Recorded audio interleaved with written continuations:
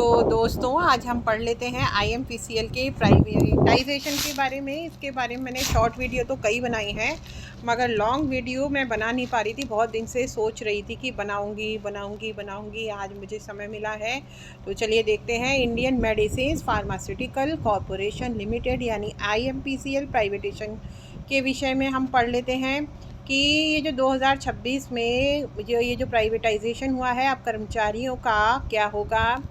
जो हमारी Indian medicine pharmaceutical corporation limited है, एम्प्लॉय इम्पैक्ट और HR एनालिसिस भी हम देख लेंगे। देखिए IMPCL जो है प्राइवेटाइजेशन 2026 में जो हुआ है, अब इसका क्या इम्पैक्ट होगा एक HR के पर्सपेक्टिव से। देखिए आप सोचिए कि आप 15-20 साल से एक सरकारी कंपनी में काम कर रहे हैं और एक दिन अचानक क्या खबर आती है। देखिए अचानक खबर आती है क्या कि आपकी कंपनी अब सरकार की नहीं रही, मालिक जो है वो बदल गया है, ओनरशिप बदल चुकी है, मैनेजमेंट बदल गई है और आपके मन में सिर्फ एक सवाल है, आप मेरी नौकरी का क्या होगा। दोस्तों आज हम बात करेंगे उत्तराखंड की प्रसिद्ध आयुर्वेदिक PSU IMPCL की, जिसे सरकार ने लगभग 121 करोड़ में निजी कंपनी को बेचने की मंजूरी दे दी है। इस डील में 100% हिस्सेदारी, मैनेजमेंट कंट्रोल का ट्रांसफ़र शामिल है। ठीक है, अच्छा अब उसके अलावा क्या क्या हुआ है हम लोग देख लेते हैं। देखिए लेकिन सबसे बड़ा सवाल है, क्या कर्मचारियों की नौकरी सुरक्षित रहेगी। सबसे बड़ा सवाल है कि नौकरी अब सुरक्षित रहेगी कि या नहीं। क्या VRS आएगा, क्या वेतन और सेवा शर्तें बदल सकती हैं। एक HR प्रोफेशनल के रूप में 20 वर्षों के अनुभव के आधार पर आज मैं आपको तथ्यों और वास्तविकता दोनों को बताऊंगी। तो देखिए नमस्कार दोस्तों, आप देख रहे हैं शिवविधि का अध्ययन।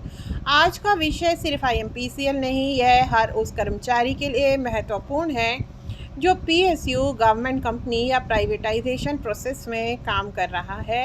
देखिए क्योंकि जब ओनरशिप बदलती है तो सबसे ज़्यादा चिंता एम्प्लॉइज़ को होती है।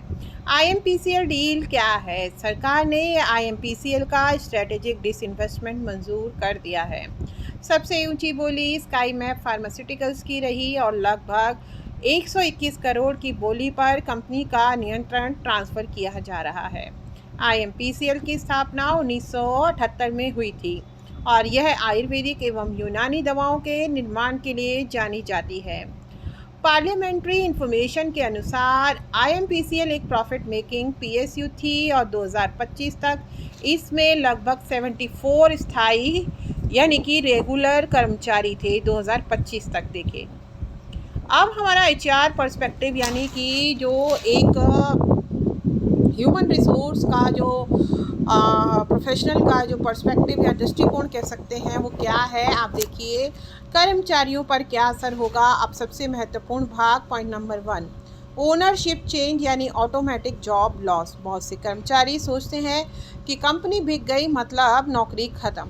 यह पूरी तरह सही नहीं है। भारत में स्ट्रेटेजिक डिसइन्वेस्टमेंट के दौरान सामान्यतः एम्प्लॉयज़ का ट्रांसफ़र नए एम्प्लॉयर के पास किया जाता है, यानी कंपनी बदलती है, कर्मचारी तुरंत नहीं। ठीक है, पॉइंट नंबर 2 अब हम देख लेते हैं सर्विस कंडीशंस का क्या होगा। देखिए इस बात पर आप देख लीजिएगा, लेबर कोर्ट्स में और विभिन्न आगे चल के हाई कोर्ट्स में, सुप्रीम कोर्ट में केस होने वाले हैं, क्योंकि सर्विस टर्म्स का, सर्विस कंडीशंस का क्या रहेगा, ये बहुत बड़ा मुद्दा है। यहाँ पर गौर करने लायक। आमतौर पर शेयर परचेज एग्रीमेंट में कुछ एम्प्लॉय प्रोटेक्शन क्लॉजेज रखे जाते हैं। हालांकि IMPCL डील के विस्तृत एम्प्लॉय प्रोटेक्शन टर्म्स अभी सार्वजनिक नहीं है, इसलिए कर्मचारियों को आधिकारिक आदेशों का इंतज़ार करना चाहिए। पॉइंट नंबर 3, VRS आ सकता है। HR अनुभव के आधार पर 3 संभावनाएं होती हैं। नंबर 1 सिनेरियो देखिए, कर्मचारियों को यथावत रखा जाए, मतलब एज इट इज़ रखा जाए। सिनेरियो B, वॉलंटरी जो रिटायरमेंट स्कीम VRS दी जाए, यानी गोल्डन शेक हैंड भी जिसे कहते हैं, या फिर स्वैच्छिक सेवानिवृत्ति जिसे कहते हैं। और स्वैच्छिक सेवानिवृत्ति देखिए अलग अलग पैटर्न होते हैं, अलग अलग पैटर्न में अलग अलग कैलकुलेशन होती है कि भाई कितने बचे हुए सर्विस के ईयर्स हैं, उसमें हम कितना जो है कितने साल का कितने महीनों का हम पेमेंट देंगे, या कितने साल की किसने सर्विस कर ली है, दोनों में ये होता है। दोनों में एक लिमिट बना दी जाती है कि इतने तक, और दोनों में जो कम हो, ठीक है। इस तरह से वीआरएस होता है। और आप जानते हैं समय समय पर डीए आते हैं, समय समय पर अलग अलग वेतनमान आते हैं। तो वीआरएस अल्टीमेटली तो अब जब फिर आगे पेंशन वगैरह भी उसी बेसिस पर लगती है ना, आगे ग्रेजुटी सब उसी बेस पे कैलकुलेट होती है। तो सब चीज़ में लिव इनकैशमेंट वगैरह में वीआरएस एक मजबूरी वाला ही सौदा है। मतलब क्या ही कह सकते हैं, कोई एम्प्लॉयज़ के हित की बात तो वो नहीं है। अब देखिए, नेचुरल एट्रिशन पॉलिसी अपनाई जाए, यानी कि जो कर्मचारी रिटायर होंगे उनकी जगह नई भर्ती कम की जाए। प्राइवेट मैनेजमेंट देखिए क्या बदल सकता है। नया मैनेजमेंट आमतौर पर इन चीज़ों पर ध्यान देता है। क्या क्या ध्यान देगा? देखिए, एक तो वो ध्यान देगा प्रोडक्टिविटी, यानी कि आपकी उत्पादकता, भाई जो एम्प्लॉयज़ हैं क्या है, उनकी परफॉर्मेंस क्या है। कॉस्ट कंट्रोल की कैसे कम कॉस्ट में, भाई वो तो प्राइवेट कंपनी है, कैसे ज़्यादा इफेक्टिव प्रोडक्टिविटी दे सके, ऑटोमेशन। और उसके बाद में वो देखते हैं प्रॉफिटेबिलिटी। ये तो सबसे मेन मुद्दा है किसी भी प्राइवेट ऑर्गेनाइजेशन का, प्रॉफिटेबिलिटी।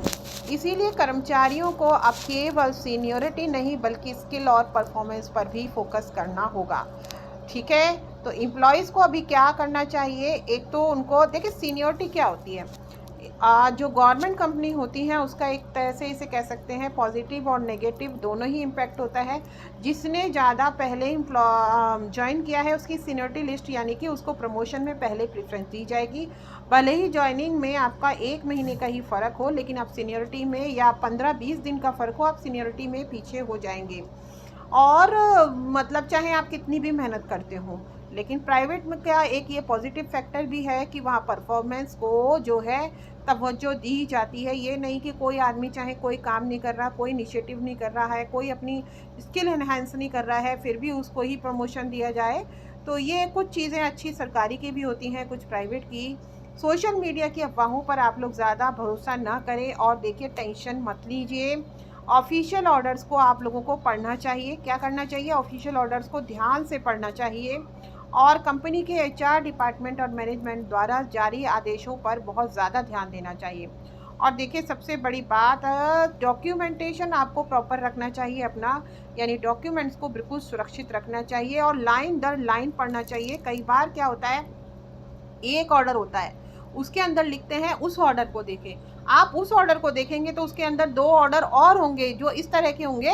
जैसे पहले ए ऑर्डर में लिखा होगा कि इसके लिए डिटेल में बी ऑर्डर को देखें, बी ऑर्डर में कुछ क्लॉजेस ऐसे होंगे जो लिखे होंगे सी ऑर्डर में देखें, फिर सी ऑर्डर में कुछ क्लॉजेस ऐसे होंगे जिसके में कि लिखा जाएगा कि आप डी ऑर्डर में देखें। तो लाइन दर लाइन आपको ठीक से पढ़ना चाहिए हर डॉक्यूमेंट।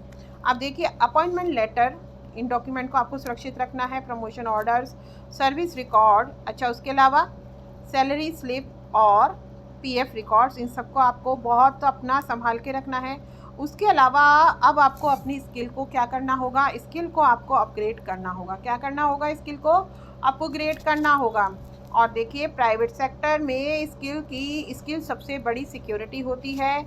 और इम्पॉर्टेंट एचआर एडवाइस क्या है कि सरकारी संरक्षण देखिए हमेशा नहीं रहता, लेकिन जिस कर्मचारी के पास नॉलेज, स्किल और प्रोफेशनलिज्म होता है उसका करियर सुरक्षित रहता है, ठीक है। तो अपनी नॉलेज को हमेशा इन्हेंस करते रहें, स्किल डेवलपमेंट करते रहें और प्रोफेशनलिज्म बना के रखें, तो आपका सुरक्षित रहेगा क्या? करियर, ठीक है। देखिए, ओनरशिप बदल सकती है, मैनेजमेंट बदल सकता है, लेकिन आपकी कॉम्पिटेंस कोई नहीं छीन सकता।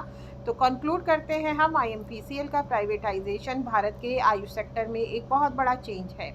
फिलहाल उपलब्ध जानकारी के अनुसार कंपनी का ओनरशिप और management control sky map pharmaceuticals को ट्रांसफ़र किया जा रहा है, लेकिन कर्मचारियों की अंतिम सेवा शर्तें, संभावित वीआरएस और एम्प्लॉय प्रोटेक्शन क्लॉजेस की विस्तृत जानकारी आधिकारिक दस्तावेजों से ही स्पष्ट होगी। देखिए, क्या आपको लगता है कि प्राइवेटाइजेशन से एम्प्लॉयज़ का फ़ायदा होगा या नुकसान? अपनी राय कमेंट बॉक्स में ज़रूर लिखना। वीडियो पसंद आए लाइक, शेयर और कमेंट अवश्य करें, और सब्सक्राइब करना बिल्कुल ना भूलें। देखिए, यहाँ हम एम्प्लॉयज़ के अधिकार, लेबर लॉज और एचआर नॉलेज को आसान भाषा में समझाते हैं, hard work earn salary but knowledge protect salary, मतलब हार्ड वर्क से आप सैलरी अर्न कर सकते हैं लेकिन नॉलेज से अपनी सैलरी को प्रोटेक्ट कर सकते हैं। देखिए आरटीआई का भी मेरा लंबा अनुभव है, तो अगर किसी को आरटीआई की भी पूरी प्लेलिस्ट है मेरे चैनल पर, आप लोग देखेंगे। और अगर कोई टॉपिक पर आप लोग आरटीआई चाहते हैं तो मुझे कमेंट में कीजिएगा, मैं ज़रूर से ज़रूर आप लोगों के लिए जो है पूरा आपकी ड्राफ्टिंग करने में, जिससे कि कोई भी क्लॉज का बहाना ले करके आपका जो सीपीआईओ है या पीआईओ है या प्रथम अपीलीय अधिकारी हैं आपकी आरटीआई को मना ना करें। आप लोग मुझे बिल्कुल कमेंट कीजिएगा और मैं आपकी पूरी आरटीआई में हर तरह से हेल्प करूंगी। मेरी एक वीडियो है, जैसे आजकल सिलेंडर की बहुत मारामारी चल रही है, तो उसमें भी आप आरटीआई के थ्रू कैसे जो है, जो उनकी मनमानी है उसको आप लोग रोक सकते हैं। तो प्लेलिस्ट में जाके आप बिल्कुल देख सकते हैं कि गैस एजेंसी वालों की जो क्या कहते हैं मनमानी है उसको आप कैसे रोकें। ये आरटीआई नाम से एक प्लेलिस्ट है, उसमें आप लोग अवश्य देखें। तो वीडियो अच्छी लगी हो तो बहुत बहुत आपका शुक्रिया, लेकिन लाइक किए बिना मत जाइएगा और शेयर ज़रूर कीजिएगा, क्योंकि देखिए ये प्रॉफिट मेकिंग कंपनी थी। देखिए लॉस मेकिंग को का बिकना या तो बहुत नॉर्मल बात थी, उनका निजीकरण करना, विनिवेश करना, लेकिन ये प्रॉफिट मेकिंग और उत्तराखंड का एकमात्र आयुर्वेदिक दवा निर्माण करने वाली कंपनी थी। तो उत्तराखंड के हर नागरिक, देश के हर नागरिक तक यह खबर पहुंचनी चाहिए मेरी यह वीडियो, और सबको स्किल एनहेंसमेंट अपना करते रहना चाहिए। एंड में मैं आप लोगों से यही कहूँगी, और इस वीडियो को ज़्यादा से ज़्यादा शेयर करें। बहुत बहुत शुक्रिया अब तक